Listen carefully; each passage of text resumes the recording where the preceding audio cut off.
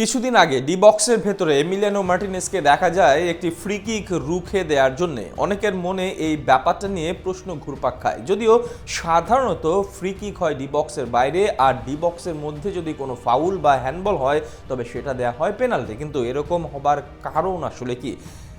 এমন নয় যে শুধু এমিলিয়ানো মার্টিনেজের সাথে একবার হয়েছে, এরকম ঘটনা ফুটবল ইতিহাসে ঘটেছে অনেকবার। ইউটিউবে গিয়ে সার্চ করলে পাওয়া যাবে অসংখ্য ভিডিও। পর্তুগিজ মহাতারকা ক্রিস্টিয়ানো রোনালদোকে একবার দেখা যায় বক্সের মাঝে ফ্রি কিকে গোল করতে। তবে প্রশ্ন হচ্ছে, কিভাবে ডি বক্সের মাঝে ফ্রি কিক হয়ে যায়?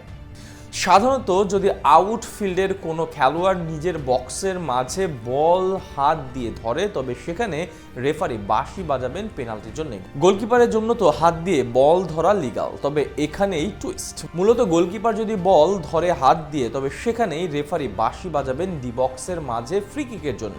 কিন্তু কথা হচ্ছে, সেই হাত দিয়ে ধরা বল আসতে হবে নিজের সতীর্থের কাছ থেকে। একজন খেলোয়াড় যদি উদ্দেশ্যপ্রণীতভাবে তার নিজের গোলকিপারের কাছে বল পাঠায়, সেই বল যদি গোলকিপার পা দিয়ে অন্য খেলোয়াড়ের কাছে দেওয়ার বদলে নিজের হাতে লুফে নেয়, তবে যেহেতু গোলকিপার বল হাত দিয়ে ধরলে পেনাল্টি হবার কোনো সুযোগ নেই, তখন সেখানে ইনডিরেক্ট ফ্রি কিকের জন্য বাঁশি বাজাবেন রেফারি, যেটা ফুটবলে এক বিরল দৃশ্য।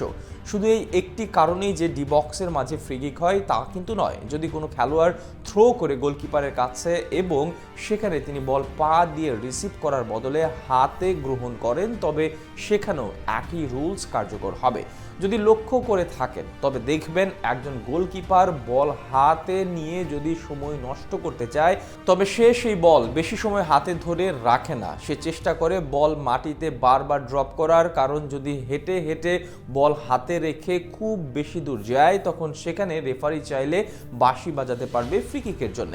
একজন গোলকিপার যদি বল হাত দিয়ে ধরে এরপর সেই বল একবার নিজের পায়ে নিয়ে যায়, সেখান থেকে আবার হাতে ধরে, তখন সেটা ফাউল হিসেবে গণ্য হয়। ফুটবলে সবকিছু নিয়মিত দেখা গেলেও এই জিনিস নিয়মিত দেখা যায় না, যার কারণ অনেক ফুটবল সমর্থক আছেন যারা জানেনও না এই ফ্রি কিক কীভাবে হয়ে থাকে। অনেকের ধারণাতেই নেই ডি বক্সের মাঝে ফ্রি কিক হবার ব্যাপারটা আসলে কি। আর এসব কারণেই মূলত ডি বক্সের মাঝে ফ্রি কিক হয়ে থাকে, যার প্রতিটা কারণই হয় গোলকিপারের ভুলে। কারণ আউটফিল্ডের খেলোয়াড়দের ভুল মানেই পেনাল্টি।